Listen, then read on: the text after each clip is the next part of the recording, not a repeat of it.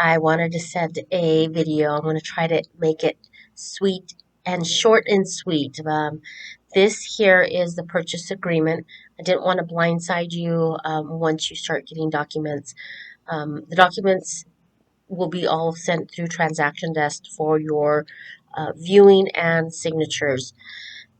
This here is the purchase agreement. This is the offer that we'll be submitting, the document that we'll be submitting in for the home that you're looking to purchase. First page here is big bold letters. Buyer attention.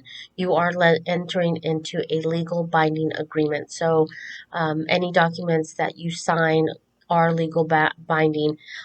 However, I will say that they're not binding until the offer is actually accepted. So for us submitting the offer doesn't mean that the offer is automatically accepted and you're binded into it. The seller does have the opportunity to pick an offer if there's multiple offers, or pass on your offer, or counter you, negotiate the offer. So it basically says make sure that you understand what you're signing, read everything that I'll be giving you. I will explain as to the best of my knowledge everything that you'll be receiving. So section 1 goes into the property description, the seller's information, and you, the buyer, the property address, and the legal description. Section 1C, line 10, goes into the amount that you're offering to purchase the home for, the amount of earnest deposit that you'll be sending or committing to. This is good. I call it good faith money. Also, this is basically a hey, I've got skin in the game. I'm interested in your home, so this is what I'm offering as good faith. And then your additional down payment, which is your however amount. If it's an FHA, 450 times 3.5% is what they ask for, is 15,750. So if you take out the 2,500, then your remaining down payment amount would be 1,325. Take that one step more or less, I should say, then 434 would be the amount that you'll be financing in your loan. How you will be giving your earnest deposit in the form of a wire or a cashier's check. Your close of escrow date. It's usually 30 to 35 days from the date that we're actually putting the offer in. If there's any additional terms or conditions or disclosures or forms that need to be added to the documents, like an HOA, if the home's an HOA, then I will be checking the appropriate box at that point. Here is going into, next page goes into what the seller agrees to leave at the premises. So if it's basically anchored down in the home, it must stay. Ironically, refrigerator, washer, and dryer is not anchored down. That's a negotiated item. So if it's something that you are needing, then we will negotiate it into the contract. Financing, this goes into your responsibility of getting pre-approved, making sure that the loan documents are at title on time before close of escrow, and not getting there until, the 11th hour, which could delay closing. Next page goes into the type of loan that you are actually obtaining: conventional, FHA, VA, or USDA. Seller concessions, that's the section if you're needing closing cost assistance, we'll be asking for that.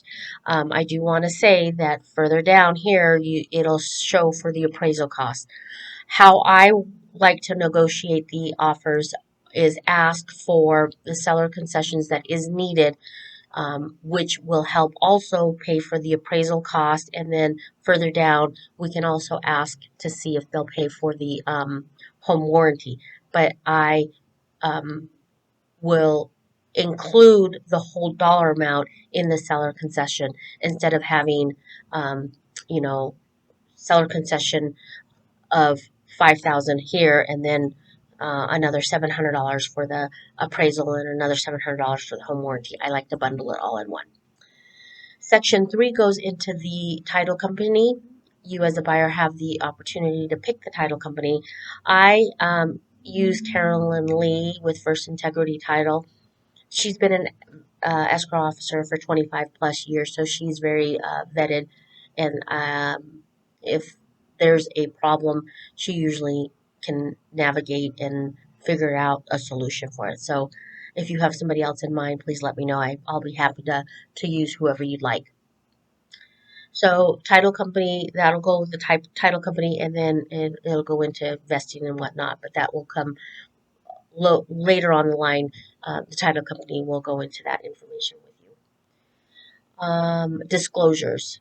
The seller does have the obligation to provide a disclosures or any pertinent information that they know about the property, including if they've had any claims. So 157 says insurance claim history report.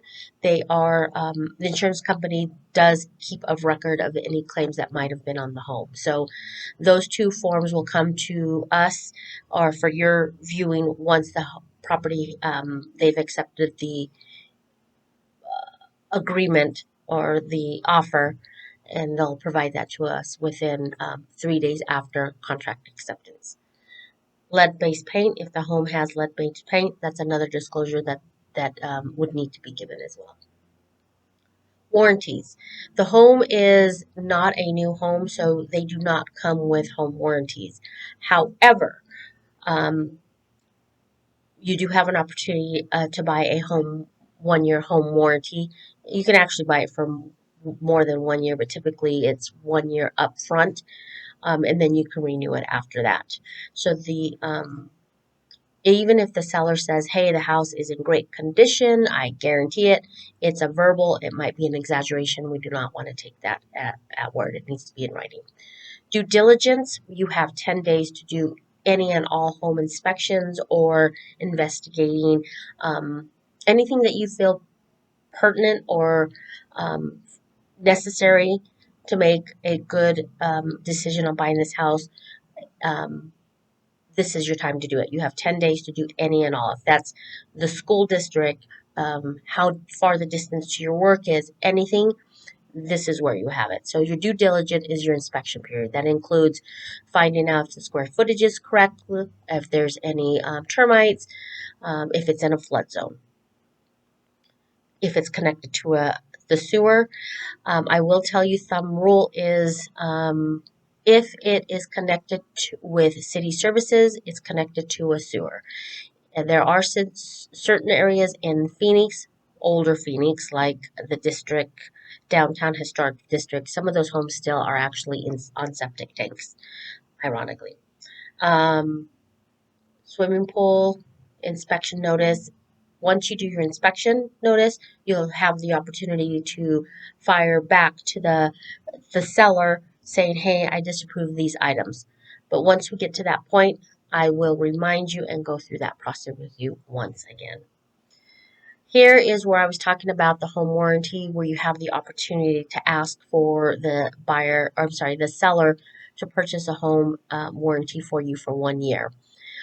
If we're asking for seller concessions, I will put what typically a home inspection will cost as part of the seller concession, so it just comes out, so it's not looking like you're nickel and diming them, because then they're like, oh, they're nickel and diming me, and it's sometimes not a good negotiation tact.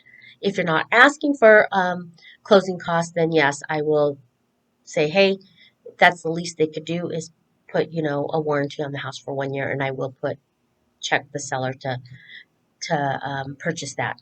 If you absolutely do not want one, that is your choice as well, and we can decline one. But if they're going to pay for it, I would say take it. This is breach of contract, cure periods.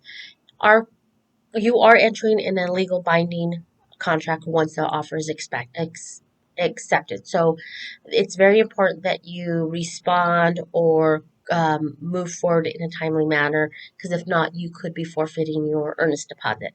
So if I send you something and you're not sure, call me or text me so we can figure it out. That way we're not jeopardizing any money or any legal action. Additional terms and conditions. This is If there's anything that you want to add to the contract that's not already in the contract itself, example would be they have wall TV mounts on the house on already attached to the house. It's attached to the house, so technically they should be leaving it. But if you do not want them, we could say TV mounts will not convey, and then at that point the seller would need to remove them or negotiate it back and say, sorry, we're not going to take them off. So that's just an example. Here, once again, going through time is of the essence. Um, if you're not sure of anything, let me know. I will be keeping you on task for any important documents that need to be signed in a timely manner. Let's see. Terms of acceptance. Once we submit your offer, it will give the seller an opportunity. I usually typically give them anywhere from 18 to 24 hours to respond to your offer. And once again, if I say 5 a.m. the next morning, they need to respond before 5 a.m. That's a little overboard, but I usually do 4 to 5 p.m. the next following day. Section 8 goes into my information, saying that I'm representing you. I hold my license with my home group, has my license number, my address, and phone number, and yes, showing that I am representing you. This is where you guys will be signing, or you will be signing. And then section 9 is the seller agent's information will go here, saying that they represent the seller and the seller's information.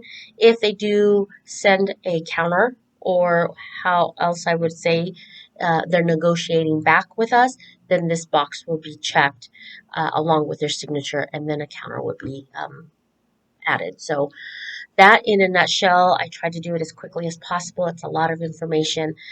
If you have any questions once you get the contract, please don't hesitate to call me or text me. I prefer a call when it comes to something like this because I don't want any misinformation. So if you have any questions, just give me a call. Talk to you soon.